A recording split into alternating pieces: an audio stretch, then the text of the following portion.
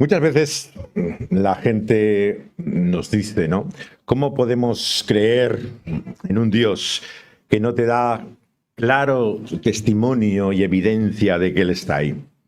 Y mucha gente simplemente dice que ya quisiera creer, pero que no puede, que no ha encontrado todavía la manifestación clara de que Dios está ahí.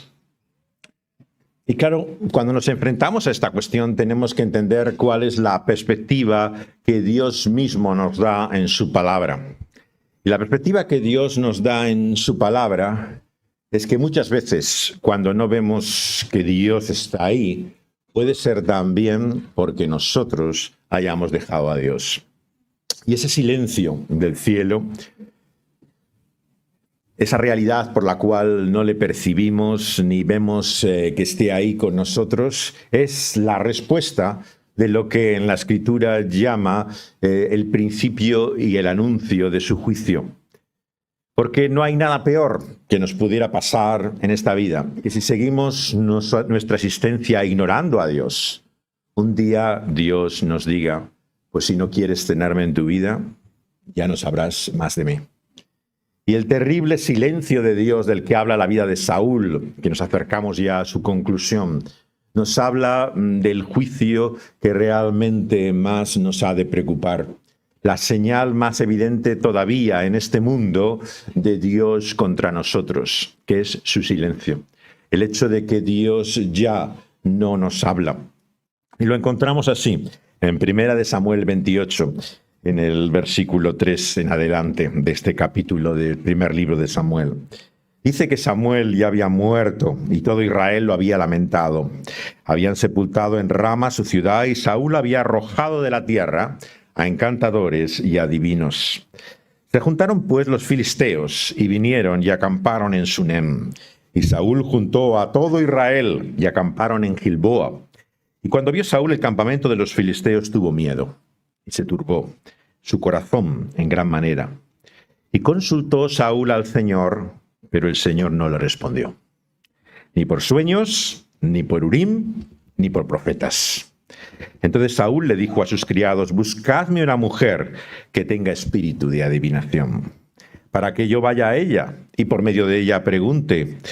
Y sus criados le respondieron, he aquí hay una mujer en Endor que tiene espíritu de adivinación. Y se disfrazó Saúl y se puso otros vestidos y se fue con 2 hombres. Y vinieron a aquella mujer de noche. Y él les dijo, yo te ruego que me adivines por el espíritu de adivinación y me hagas subir a quien yo te dijere. Y la mujer le dijo, he aquí tú sabes lo que Saúl ha hecho, cómo ha cortado de la tierra a los evocadores y a los adivinos. ¿Por qué pues pones tropiezo a mi vida para hacerme morir? Y entonces Saúl le juró por Yahvé, Jehová, diciendo, vive el Señor, que ningún mal te vendrá por esto. Y la mujer entonces le dijo, ¿a quién te ha de venir? Y él respondió, hazme venir a Samuel. Y viendo la mujer a Samuel, clamó en alta voz, y habló aquella mujer a Saúl, diciendo, ¿por qué me has engañado? Pues tú eres Saúl. Y el rey le dijo, no temas. ¿Qué has visto? Y la mujer respondió a Saúl, he visto dioses que suben de la tierra. Y él le dijo, ¿cuál es su forma? Y ella respondió, un hombre anciano viene cubierto de un manto, Saúl. Entonces entendió que era Samuel, y humillando el rostro a tierra, hizo gran reverencia. Y Samuel le dijo a Saúl, ¿por qué me has inquietado haciéndome venir? Y Saúl respondió, estoy muy angustiado, pues los filisteos pelean contra mí, y Dios se ha apartado de mí, y no me responde más. Ni por medio de profetas, ni por sueños, y por esto te he llamado, para que me declares lo que tengo que hacer. Y entonces Samuel le dijo, ¿y para qué me preguntas a mí? Si el Señor se ha apartado de ti y es tu enemigo. Y el Señor te ha hecho como dijo por medio de mí. Pues el Señor ha quitado el reino de tu mano y lo ha dado a tu compañero David. Como tú no obedeciste la voz del Señor, ni cumpliste el ardor de su ira contra Amalec, por eso el Señor, Yahvé Jehová, te ha hecho esto hoy. Y el Señor entregará a Israel también contigo en manos de los filisteos. Y mañana estaréis conmigo, tú y tus hijos. Y el Señor entregará también al ejército de Israel en manos de los filisteos. Entonces Saúl cayó en tierra. Cuán grande era. Y tuvo gran temor por las palabras de Samuel y estaba sin fuerzas, porque todo aquel día y aquella noche no había comido pan. Y entonces la mujer le vino a Saúl, y viéndole turbado en gran manera le dijo: He aquí que tu sierva ha obedecido a tu voz y ha arriesgado mi vida, y he oído las palabras que tú me has dicho. Te ruego pues que tú también oigas la voz de tu sierva. Pondré yo delante de ti un bocado de pan para que comas, a fin de que cobres fuerzas y sigas tu camino. Y él rehusó diciendo: No comeré. Pero porfiaron con él sus siervos juntamente con la mujer, y él desobedeció. Se levantó pues del suelo y se sentó sobre una cama. Y aquella mujer tenía en su casa un ternero engordado, el cual mató. Luego tomó harina y la amasó y coció de ella panes sin levadura. Y lo trajo delante de Saúl y de sus siervos. Y después de haber comido, se levantaron y se fueron aquella noche. Hasta aquí la palabra de Dios. Muchas personas que se acuerdan de Dios cuando les conviene, cuando lo necesitan, sí que buscan en un sentido la ayuda a Dios como la busca aquí Saúl. Por eso encontramos también una aparente discrepancia, ¿no?, entre Crónicas y Reyes. Cuando leemos el texto de Crónicas se nos dice que fue juzgado y condenado Saúl, ¿no? Y menciona este episodio de consultar, ¿no?, a esta mujer para intentar averiguar de esa manera quién era Dios. Pero dice buscando a Dios. Y muchos se han preguntado cómo puede decir que buscaba a Dios y aquí dice lo contrario, que realmente no le buscaba. Pero esa es la paradoja de muchas personas que dicen buscar a Dios. Hay muchos buscadores en el mundo cuando les conviene, cuando lo necesitan. En el momento de desesperación, entonces sí se acuerdan de Dios. Y Saúl es un ejemplo perfecto de esto, de alguien que no rechaza la existencia de Dios. Fijaos bien cómo intenta incluso cumplir su ley. Nuestro texto comienza, claro, con la gran paradoja de que era él el que había prohibido a las adivinas, agoreros y todo tipo de magia en la tierra de Israel, conforme a lo que la ley de Dios decía. Cuando leemos en Deuteronomio, como hemos hecho antes en el capítulo 18, se dice por medio de Moisés en la ley de Dios que no se ha hallado en medio de su pueblo nadie que haga adivinación, que sea agorero, versículo 10 de Deuteronomio 18, que sea sortílego, hechicero, encantador, adivino, mago. Y fijaos, ni quien consulte a los muertos, decía también en la ley de Dios. Y supuestamente en su celo, Saúl cumplía lo que Dios quería. Había implantado por ley en la tierra que no hubiera esos adivinos, magos y tampoco quien consultara a los muertos. Encontramos como tantas veces en la Biblia la paradoja de una religión que busca la ayuda de Dios, pero que no tiene a Dios. O sea, quiere hacer, de cierta forma, algo para Dios, como Saúl hace, pero sin embargo, su búsqueda de Dios es claramente una búsqueda interesada. Y lo que encontramos aquí, claro, es cómo él es capaz incluso de jurar. ¿Habéis fijado? Como cuando habla con la mujer, con aquella bruja, él dice que vive el Señor, juramento poniéndole a Dios por testigo, pero el Dios de Israel, no cualquier otro Dios, el Dios vivo y verdadero. Tenía el lenguaje absolutamente propio de la Escritura, tenía el lenguaje correcto, decía las cosas que tenía que decir. Y esto es una solemne advertencia, claro, para muchos de nosotros, de cómo podemos llegar a utilizar no solamente las palabras adecuadas, sino también intentar esa obediencia parcial que tiene Saúl en su vida. Es una obediencia selectiva. Él cumple con la voluntad de Dios en aquello que le parece y en lo que no le parece no cumple. Y piensa como tantos de nosotros, y bueno, ¿qué problema hay? Al fin y al cabo nadie es perfecto, ¿no? Piensa que no ocurre realmente nada que le lleve a angustiarse, hasta que se encuentra con el terrible silencio de Dios.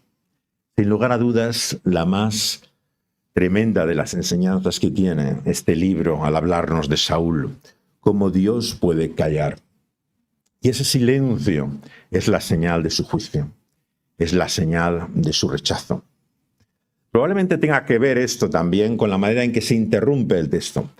Cuando nosotros vemos la Biblia y la consideramos y exponemos en porciones y en pasajes, en capítulos o en párrafos, olvidamos la estructura general del libro, claro. Pero si os fijáis, hemos empezado con el versículo 3, ¿no? Porque hemos visto anteriormente todo un texto que queda con una acción interrumpida. La acción interrumpida es que David estaba en tierra de los filisteos, estaba asimilándose como si fuera uno de ellos, ¿no? Y está engañándonos de tal forma que pretende estar a su servicio, ser un traidor a su pueblo, hasta que se encuentra con la paradoja de que tiene ahora que luchar contra su propia gente. Y se enfrenta ahora a este tremendo dilema, ¿no? ¿Qué va a hacer David, ¿no? En cierto sentido, podría parecer que está mostrando aquí nuestro texto ese dilema, ¿no? ¿Qué hacer, ¿no? Ante una realidad que es una encrucijada en nuestra vida, que va a marcar realmente nuestro camino. Pero como veréis luego, en la siguiente parte, ¿no? La gran diferencia, claro, entre David y Saúl es lo que se pone de evidencia al acabar este libro. Los dos, aparentemente, están en esa obediencia parcial. David también ha marchado a esa tierra de los enemigos de Dios por temor y miedo a Saúl, ¿no? Por un lado, podría decir que nuestro texto está Saúl en las manos de Dios, que no había razones para temer de David, ¿no? Puede simplemente que estuviera comparando, ¿no?, la angustia o el temor de ambos, ¿no?, ante la conclusión de la diferencia que es, ¿no?, el conocimiento que tiene David de Dios, de la ausencia de relación que tiene Saúl con Dios, ¿no?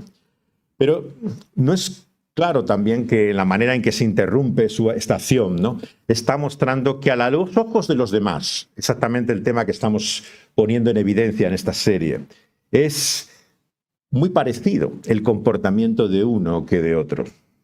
Por eso es que he llamado a esta serie Dios mira al corazón, porque externamente, aparentemente, no hay tanta diferencia como podríamos pensar entre David y Saúl. David está viviendo la mentira, como si fuera uno de los enemigos de Dios, supuestamente cumpliendo lo que ellos quieren que haga, acabando con la vida, ¿no?, de criaturas y mujeres y niños, ¿no?, supuestamente en servicio de los enemigos de su pueblo. Y Saúl está privado aquí también de lo que vemos claramente, una obediencia real, completa en su vida, una integridad, ¿no? Sin embargo, como vamos a ver a lo largo de este relato que nos da el primer libro de Samuel y el segundo, hay una gran diferencia entre David y Saúl, aunque a los ojos de los demás pareciera un comportamiento parecido. Y la diferencia, como siempre en la Biblia, la marca Dios. Esto es tan importante entender siempre en la Biblia, que esto es lo que nos dice de Dios mismo, que no es como nosotros lo percibimos, ¿no? Y entonces nos acercamos, claro, a este episodio que ha sido uno de los más comentados y discutidos a lo largo de la historia. Ciertamente difícil, ¿no?, que como muchas cosas en torno a este pasaje no podemos expresarnos con rotundidad, ¿no? Igual que no entendemos del todo, ¿no?, el pensamiento del autor cuando interrumpe esa acción, ¿no?, y lo está comparando aquí con Saúl, y hay diferentes posibilidades. Puede ser la soberanía de Dios mostrada aquí frente a Saúl, puede ser la diferencia, ¿no?, de la obediencia selectiva, ¿no?, que hace uno, ¿no?, y el temor que él tiene.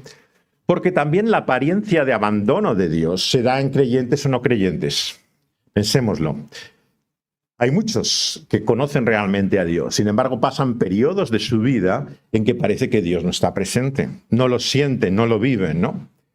Ahí es muy conocido en inglés, en castellano no tanto, el himno que escribió William Cowper, ¿no?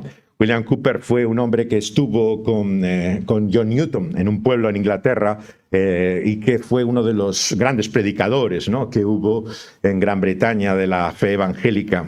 A él le conocemos, claro, por el himno Sublime Gracia, ¿no? Pero hay otros muchos himnos que escribió este poeta que estaba con él en aquel pequeño pueblo, es apenas una aldea que hay en Inglaterra, Olney, donde hicieron el primer himnario, por cierto, de himnos evangélicos que conocemos. Hasta entonces se cantaban generalmente salmos, no eran muy conocidos los himnos, pero ellos dos hicieron esos himnos. Pero Cowper era un hombre enfermizo de lo que los antiguos llamaban melancolía, depresivo. Era un hombre que intentó suicidarse varias veces en su vida. Sin embargo, conocía a Dios genuinamente, porque estaba enfermo. Y entonces Newton siempre fue un pastor amante para él, ¿no? Que mostró siempre su apoyo y su ánimo y consuelo con una persona que consideraba débil, ¿no? Y hay cristianos también, como el apóstol Pablo nos muestra, que son débiles. Y esa debilidad tenemos que sobrellevarla, convivir con ella. No es falta de fe, no es desobediencia, es simplemente que son personas que en su debilidad no perciben, ¿no?, en la vida la presencia de Dios como la perciben otros creyentes. Pero hay una gran diferencia, claro, entre esas personas y hombres como Saúl. Que cuando Dios parece no mostrarse en su vida es evidentemente porque han dejado a Dios. Le han abandonado, han acabado con sus sacerdotes y profetas, no quieren saber nada de él. Y esa es la razón del silencio que perciben de Dios. Por lo tanto, tenemos que ir más profundamente, ¿no?, y entender realmente la complejidad de lo que significa la vida y las motivaciones y lo que tenemos en nuestro interior. Y solamente hay alguien que las conoce, que es el Señor, ¿no? Y este pasaje, sea cual sea la interpretación que hagamos de lo que allí ocurre, ¿no?, que viene muy marcado, como todas ellas, por nosotros mismos, ¿no? Generalmente las dificultades que tenemos para interpretar ciertos textos difíciles vienen muchas veces por lo que nosotros llevamos, ¿no?, en nuestra mente, en nuestra conciencia, ¿no?, a ese texto difícil y complejo, ¿no? Los antiguos, y incluyo los reformadores, padres de la Iglesia, entendieron que esta mujer era una completa impostura. O sea, realmente era falso lo que esta mujer hacía. Ella no solamente no tenía poder para traer ningún muerto del otro lado de la eternidad, sino que lo que estaba haciendo era simplemente una apariencia de manifestación que sería solamente realidad por la obra diabólica, demoníaca, ¿no?, por la cual aparecería alguien tomando el lugar de Samuel. Según esta interpretación tradicional de la Biblia, lo que aquí encontramos es lo que ocurre muchas veces en el espiritismo. Como algunos sabéis, mi padre fue espiritista antes de llegar a la fe cristiana, y es un tema, por lo tanto, que conozco muy cercano desde mi infancia más temprana. Y al llegar a la fe cristiana, él entendió que mucho de lo que él había vivido, experimentado, era simplemente manifestaciones diabólicas, ¿no? No eran muertos que se aparecían, no era un contacto real con el otro lado, era simplemente la manifestación del diablo, ¿no? Y muchas veces he tendido a pensar, ¿no?, como él, que realmente detrás de lo que hay en el espiritismo lo que encontramos simplemente es una manifestación diabólica. Sin embargo, otros muchos estudiosos de la Escritura en los últimos años, pero ya desde hace tiempo, observan que no hay base en el texto tampoco para esta interpretación. Y voy a mostraros por qué dudo de la interpretación también que tradicionalmente hemos mantenido siempre de ese texto, ¿no? En primer lugar, claro, hoy os utilizo un ejemplo, yo creo que dudoso, pero bueno, lo voy a mencionar, que es la transfiguración. En la transfiguración, efectivamente, en el Evangelio aparecen dos personas claramente muertas, como eran Moisés y Elías, al lado del Señor Jesús, hablando con él. Entonces, suelen argumentar, bueno, no es imposible que aparezcan de nuevo algunos que están muertos en la vida presente. Lo que ocurre, el problema que tengo con esa símil es que la transfiguración es un acontecimiento único en el Evangelio, claro. Es algo muy excepcional. Y aquí tenemos la impresión de que estamos ante algo tan excepcional, tan extraordinario como para poder manifestarse la vida de alguien después de la muerte acá. Pero quién sabe. O sea, hay, por supuesto, como vemos, algún caso, ¿no?, en el cual puede aparecer alguien después de muerto en la vida. Pero la mayor parte del peso de su argumento, claro, es que el texto no indica otra cosa que fuera Samuel, el que se presenta. Primero, la propia mujer, claro, la divina, la bruja, la medium, es el término técnico, claro, del espiritismo, es la primera sorprendida. O sea, generalmente porque el espiritismo está lleno de muchas falsificaciones, ¿no? Mi padre siempre solía decir, que había sido espiritista, que el 99% de los casos es absolutamente engaño, es fraude. Ellos mismos lo hacen. O sea, los mismos que lo creen lo falsifican. Esto es una de las cosas absurdas que tiene la vida humana, ¿no? Que aquellos que verdaderamente mantienen su realidad, sin embargo, recurren a estratagemas y todo tipo de artilugios, ¿no?, para producir ello, ¿no? Pero, sin embargo, claro, él era consciente que había una serie de experiencias que había tenido que eran imposibles de entender para él, por lo menos, ¿no? Y en ese caso, nos encontramos, claro, con la realidad aquí de que esta mujer no estaba habituada a manifestaciones reales, excepcionales. Y cuando aparece aquí esta figura que se identifica con Samuel, ella está absolutamente asombrada, consternada. Vemos que no era algo a lo que estuviera habituado, ¿no? En segundo lugar, estos comentaristas también te muestran la identificación que hace totalmente, ¿no?, Saúl de Samuel, ¿no? O sea, él le conocía perfectamente y hay algo en esa manifestación espiritual por el cual él le reconoce, ¿no? Y claramente le identifica, ¿no?, como Samuel. En tercer lugar, y tal vez esto es lo más importante, ¿no?, el texto bíblico le llama así, Samuel. No dice que es un espíritu diabólico, demoníaco, que es algo que ahí está tomando su forma, simplemente le da el nombre de él, ¿no? Lo cual es un argumento poderoso, claro. Si no fuera, claro, de que a lo largo de toda esta historia hemos observado también que nunca se hace juicio ni comentario sobre casi nada de lo que ocurre. Lo veíamos en el texto pasado, las barbaridades que hace David, ¿no? O sea, está realmente sirviendo supuestamente a sus enemigos en lo que parece ya, hoy llamaríamos un genocidio total, ¿no?, de criaturas, y no hace el menor comentario moral o de juicio de ello. Claro, por lo tanto, también queda la duda, ¿no?, la pregunta, ¿no será este silencio también, aquí en este texto, ¿no?, la indicación de lo que está describiendo, simplemente? Y la diferencia que tenemos que hacer siempre entre el texto descriptivo y el texto prescriptivo. O sea, en la palabra de Dios encontramos gran parte, ¿no? Algunos han calculado casi más, por lo menos del 60-70%, por lo menos del Antiguo Testamento, es simplemente descriptivo. Está contando lo que ocurre, no hay ningún juicio, no hay ninguna ley, no hay ninguna enseñanza evidente en la historia en sí, simplemente te la cuenta lo que hay. Y luego hay otros textos en los cuales encontramos la ley, la voluntad de Dios, mostrada no solamente por Moisés, sino también por los profetas, claramente hablando y mostrando lo que ha de ser nuestra vida. Entonces tenemos también la duda, ¿no?, de si estamos ante un texto simplemente descriptivo o se está aquí diciendo algo acerca de lo que ocurrió. Lo que vemos también finalmente, ¿no?, es que la realidad es que lo que dice aquí Samuel, también por último, ciertamente es verdadero. O sea, no podemos decir que el mensaje que él transmite es un mensaje demoníaco, falsificador, engañador, que está trastornando o distorsionando la realidad. O sea, hay una coherencia, digamos, con lo que entendemos que podía ser la verdad, ¿no?, de lo que Dios podía decir por un profeta Samuel. Bueno, como en muchos casos, honestamente, tengo que deciros que no tengo la respuesta, de que os lo dejo a vosotros con la pregunta, pero creo que es lo más sincero que podemos hacer. O sea, los textos difíciles son textos difíciles, ¿no? Si no, no serían difíciles, ¿no? Y por lo tanto, pretender que uno tiene una solución no es claro. Influye mucho, como decía, nuestros preconceptos preconcebidos, ¿no? Yo teniendo un padre como he tenido, ¿no?, con las experiencias que él tenía, me influye por supuesto, cualquier cosa que hable de espiritismo. Tengo, lógicamente, un conocimiento, una herencia que llevo conmigo de lo que hay, ¿no? Pero al enfrentarnos a la palabra de Dios vamos más allá de las experiencias, del conocimiento.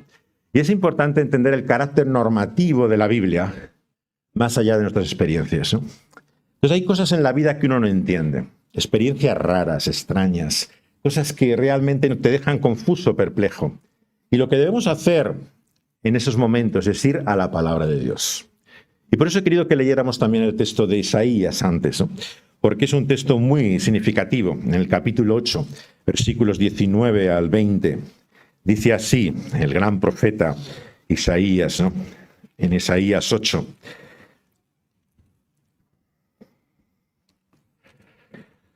Nos dice que Dios muestra así la realidad, ¿no?,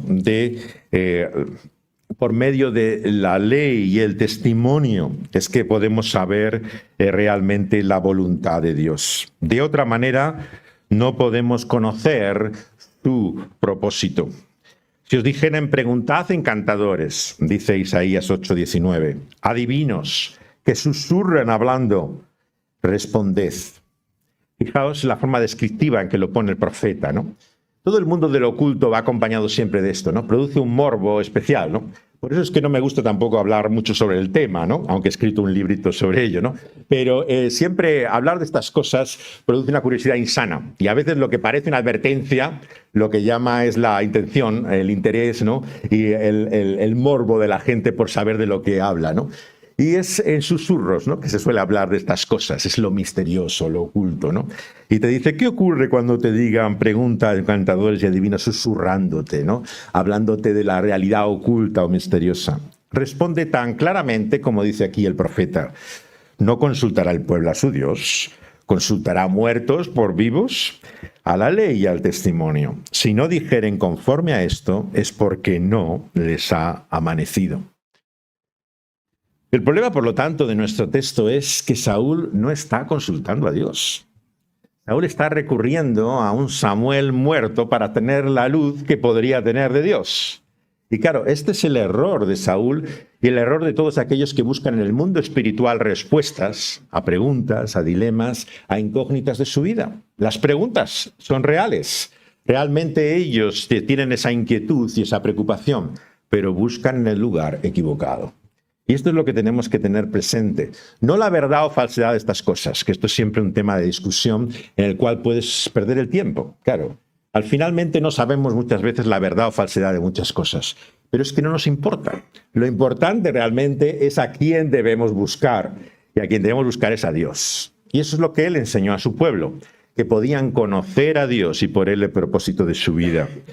Y nos dice que, por lo tanto, el propósito de la vida lo tenemos por medio del testimonio de vivos y no de muertos. Realmente el buscar más allá, el buscar en una experiencia, en este caso espiritista, no te va a dar la luz que no encuentres en esta vida, en el presente. Esa fue la lección que aprendió mi padre y lo que aprendieron todos aquellos que han buscado en ese mundo espiritual. Kardec, uno de los teóricos del espiritismo que seguía mi padre y otros, es un francés que era socialista, católico, un personaje curioso, que tuvo mucha influencia en Brasil, ¿no?, donde el espiritismo sigue siendo una religión muy amplia, ¿no? Y Kardec siempre habla en sus textos del peligro de los espíritus engañadores, mentirosos, falsificadores. Lo que dice es que hay experiencias reales que uno tiene, pero nunca sabes si te están diciendo la verdad.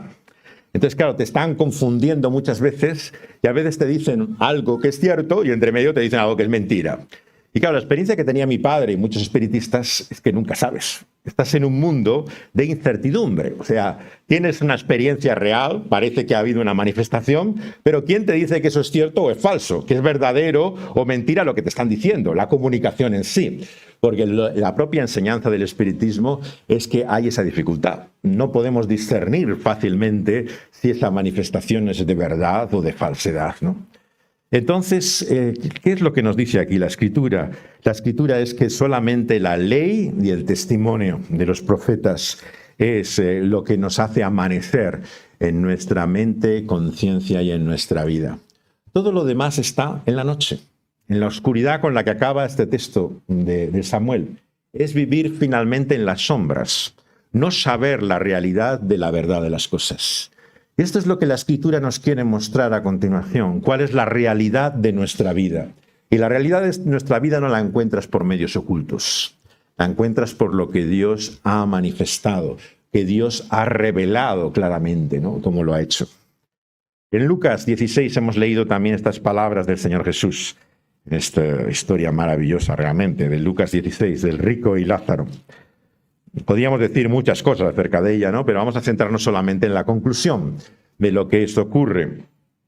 Nos dice, voy a leer solamente a partir del verso 26, que le dice aquí, Abraham, es el que está hablando, dice que hay una sima muy grande entre nosotros y vosotros, de manera que los que quisieren pasar de aquí a vosotros, dice en Lucas 16, 26, no pueden ni de allá pasar acá. Y él le dice, te ruego, pues, Padre, que le envíes a la casa de mi padre, a Lázaro, porque tengo 5 hermanos, y que testifique a fin de que ellos no vengan aquí también, a este lugar de tormento. Lo que Jesús dice, por tanto, aquí en este texto, ¿no? El espiritismo siempre tiene la mentira, ¿no? De decir, bueno, el Nuevo Testamento no te condena el espiritismo, solamente el Antiguo. Y el Antiguo es la ley, es simplemente lo que hay antes de la revelación del Espíritu, pero hoy en Pentecostés, que el Espíritu Santo sabemos que ha venido, no hay luego una prohibición sobre el mundo espiritual, porque tienes ya el Espíritu Santo y ya no hay nada que temer. Mentira. La realidad es que la palabra de Dios nos muestra que sigue siendo imposible el comunicarse con el mundo de los muertos. Hay una gran cima, dice Jesús. No se puede traspasar ese espacio que hay entre la vida y la muerte. Por lo tanto, es una mentira. Aunque haya una manifestación real, aunque haya cosas inexplicables, pero no es verdaderamente una comunicación del mundo de los muertos. Es una realidad espiritual de engaño, de mentira. Y entonces Jesús, vemos que en esta historia nos pone en la boca de Abraham, ¿no? La imposibilidad en sí de lo que está pidiendo. Pero fijaos la conclusión, que es lo importante y en coherencia con todo lo que estamos viendo. La conclusión que le dice es, Abraham le dice a Moisés y a los profetas, tienen que les oigan. Y él dijo, no, padre Abraham, que si alguno fuera a ellos de los muertos, ellos se arrepentirán. Pero Abraham le dice, si no oyen a Moisés y a los profetas, tampoco se van a persuadir aunque alguien se levante de los muertos. Aquí vemos el gran dilema muchas veces del buscador espiritual. Claro que yo estoy dispuesto a creer, sí, claro, yo estoy totalmente abierto a todo esto, solamente lo que quiero es una experiencia, una manifestación. No me cuentes de un libro, no me digas algo que ha dicho algo, yo quiero vivir por mí mismo la experiencia de esa revelación y manifestación de Dios. Y el día que eso lo vea, entonces creeré. Claro, este es el engaño y la mentira que encontramos una y otra vez a lo largo de los tiempos y aquí revelada en la Escritura. ¿Cómo Dios habla? Habla por su palabra de una vez y para siempre. La ley dada a Moisés, el testimonio de los profetas, era la voluntad suficiente para ellos.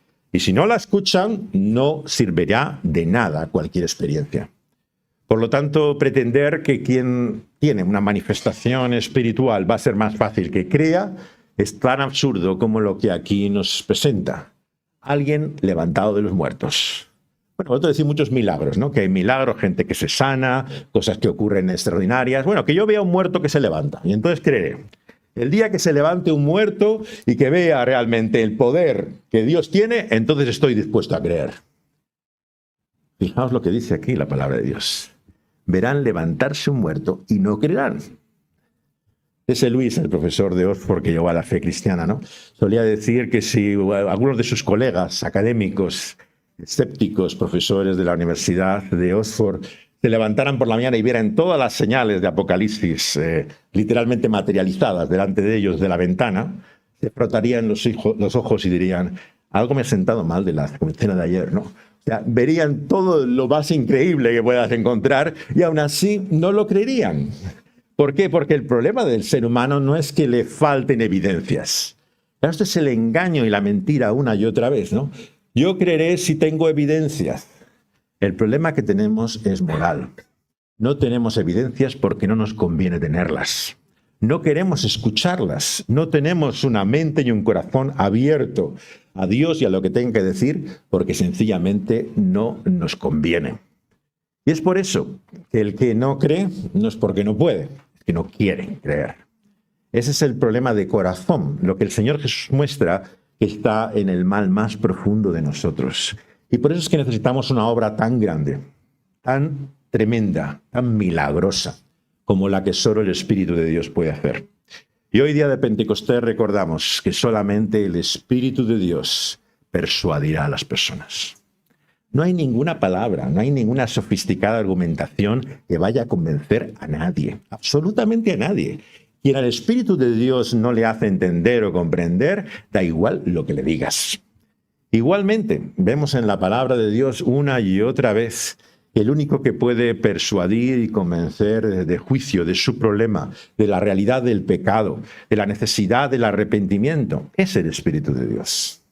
Podemos intentar llevar a la persona a un sentimiento de culpa, mostrarle sus contradicciones, juzgarla, condenarla, intentar mostrarle lo mal que está haciendo en su vida, que no sentirá el menor sentido de culpa. ¿Por qué? Porque solamente de juicio es uno persuadido y convencido por el Espíritu de Dios. No hay mecanismo psicológico, no hay circunstancia alguna que te haga sentir miserable y que te haga mostrar la necesidad de arrepentimiento. El único arrepentimiento que vale es el que viene por su Espíritu.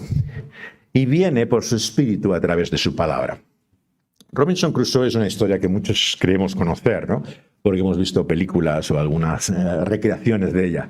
Pero el libro fue escrito por un hombre que servía a la Iglesia de Inglaterra en Irlanda, y él escribió este libro contando, si alguna vez lo leéis, la historia de lo que pasaba con este joven, ¿no? Que abandona los caminos de su familia, ¿no? De su padre, que era un hombre de iglesia, un hombre estricto. Y él emprende en la mar, ¿no? Las aventuras, ¿no? De una vida lejos de lo que le habían educado.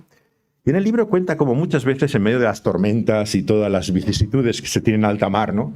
Se sentía absolutamente desesperado y se volvía a Dios. Y aparentemente se arrepentía, ¿no? Y muchas veces cuenta como en el libro, de repente se ve desesperado, a punto de morir y clama a Dios, ¿no?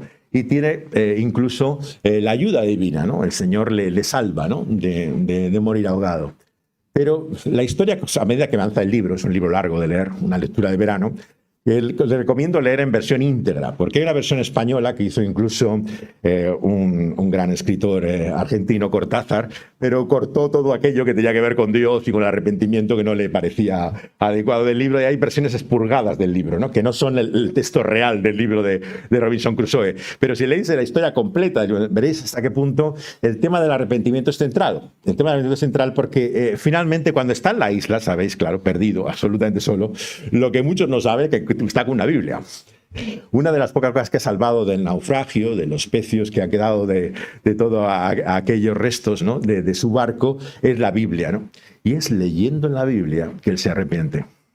¿Por qué? Porque el Espíritu de Dios no obra sin ese instrumento y medio que es su palabra.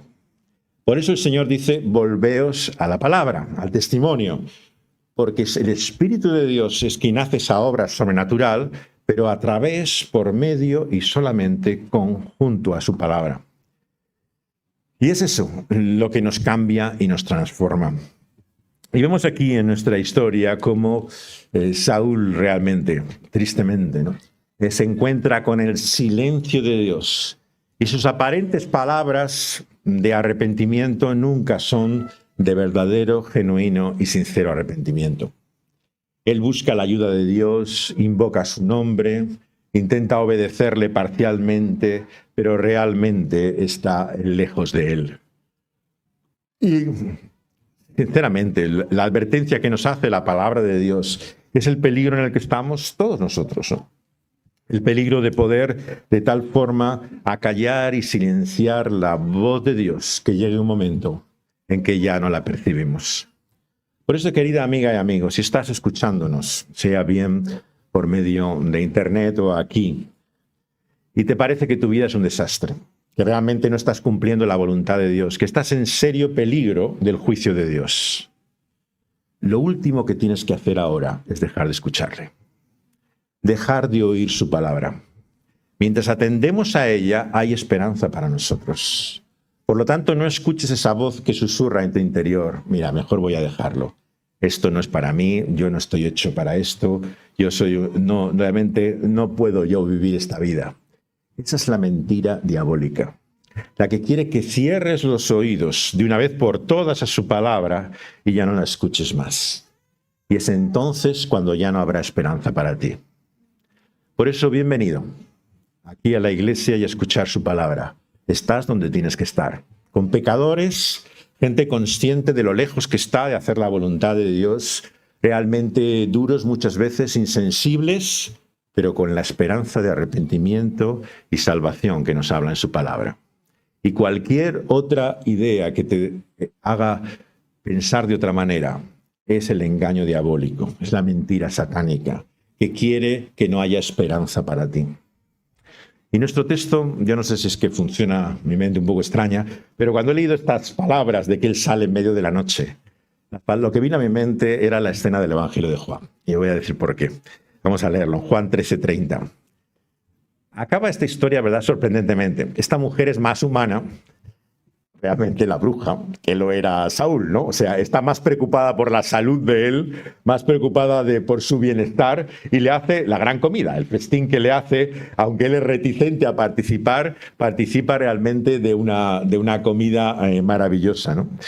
Y come de ella, ¿no? Finalmente, con la insistencia que tiene, ¿no? Y sale finalmente a la noche. Y en Juan capítulo 13 encontramos estas tremendas palabras, ¿no? De la realidad de lo que ocurrió, ¿no? También con Jesús y sus discípulos. Cuando tomó el último bocado, él salió y era ya de noche. ¿De quién está hablando aquí? De Judas. Judas, dice el versículo anterior, tenía la bolsa y él decía, compra lo que necesitamos para la fiesta, le decían, o dale algo a los pobres. Y él distribuía el dinero de aquellos apóstoles, discípulos escogidos del Señor. Él participa de la comida de esa última cena. Y Jesús dice anteriormente, ¿no? Jesús, que aquel que está tomando del pan, ¿no? También le va a traicionar y finalmente darle su vida en las manos de sus enemigos. Inmediatamente me viene a la mente esta imagen, ¿no? De él en la noche, la imagen de Judas. Alguien que a la apariencia de todos los demás discípulos era uno de ellos. Claro, nosotros cuando leemos el nombre de Judas es sinónimo de traidor. Es una persona que no te merece confianza. Y claro, nos lo imaginamos ya hasta físicamente, ¿no? Como en las películas, ¿no? Judas, este tipo ya lo ves de lejos, ¿no? No parece realmente alguien fiable, ¿no? Pero claro, ¿quién te dice eso? Lo que dice en el texto realmente es que él incluso administraba esta bolsa y daba a los pobres de lo que hacía necesidad y andaba con ellos y estuvo hasta aquella última cena con el Señor Jesucristo. Era el Señor el que mira el corazón. Era el Señor el que sabía lo que había en Judas. Y la prueba es que los discípulos, cuando dice Jesús esto en todos los evangelios, ¿no? Todos se miran unos a otros. Nadie sabe de quién está hablando. ¿Eres tú? ¿Eres yo? Todos empiezan realmente a mirarse con suspicacia sin saber de quién está hablando. Por lo tanto, no era evidente para ninguno de ellos que Judas era el que le iba a traicionar o a engañar, ¿no? Pero lo que es terrible es la noche a la que sale. Habiendo comido de aquella cena, va camino de su perdición. Exactamente como acaba nuestro texto de Samuel con Saúl. Saúl sale aquella noche después de aquella comida que le da a su mujer, a lo que es el anuncio de su perdición. Pero no podemos acabar sin ver otra noche. Una noche aún más terrible que la que podemos imaginar. Y algunos se preguntarán, ¿hay algo más terrible que esto? ¿Hay un texto más deprimente que este? Pues déjame llevarte finalmente al texto del Evangelio de Marcos, capítulo 15, para encontrar una noche aún más oscura. Marcos 15, 33 y 34. Evangelio de Marcos, capítulo 15, versículo 33 y 34. Era la hora sexta, mediodía, cuando vinieron las tinieblas, la oscuridad más profunda. Nos dice que vino sobre toda la tierra hasta la hora novena. Y en esa terrible oscuridad, en esa terrible noche, es que leemos las siguientes palabras en el versículo 34. A esa misma hora novena, en medio de esa inmensa oscuridad, Jesús clama desde la cruz, a gran voz, diciendo, lo que traducido es, Eloi, Eloi, lama sabactani, Dios mío, ¿por qué? ¿Por qué me has desamparado? Por lo tanto, tengo una buena noticia que daros en esta mañana. Es cierto que hay veces en nuestra vida que la oscuridad parece ya tan grande que no hay ninguna salida. Si alguno de los que nos está escuchando o está aquí mismo le parece que ya ha entrado en un pozo, en un abismo sin fondo, del cual ya no hay salida.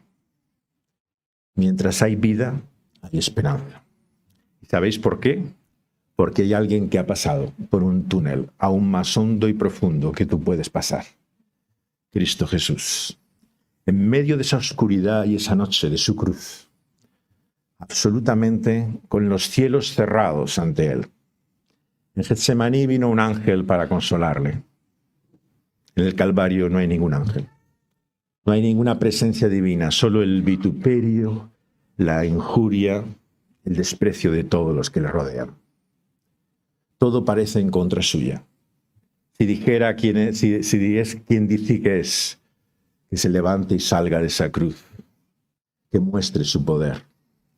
Todo parece indicar que no es el Hijo de Dios, que realmente es un engañador y falsificador. Y el cielo parece cerrado totalmente a dar testimonio de quién es el Hijo de Dios. Pero si él pasó esa oscuridad, si él entró en esa noche, en ese agujero negro de un universo sin salida en el cual Dios no está, bajo el juicio y la ira de Dios, es para que tú y para que yo no pasemos nunca más por ese túnel oscuro. Si él sufrió esa noche, si él padeció esas terribles tinieblas y sombras, es para que tú conozcas la luz. Por lo tanto, hay esperanza. Hay esperanza por muy oscura que sea tu vida, por muy terribles que sean las cosas que has hecho, por mucho que hayas ignorado y despreciado, por grande que sea tu hipocresía, por parcial que sea tu obediencia, por absolutamente imposible que te parezca que sea tu salvación. Y esa esperanza solo hay por causa de aquel que padeció aquella noche, aquella oscuridad terrible en medio del día, en el monte Calvario, para darnos la esperanza de la luz. Una luz que ahora ha amanecido. Su resurrección, el Señor ha mostrado que en Él está el poder de la vida. Y que esa vida que se manifiesta por su Espíritu ahora es poderosa.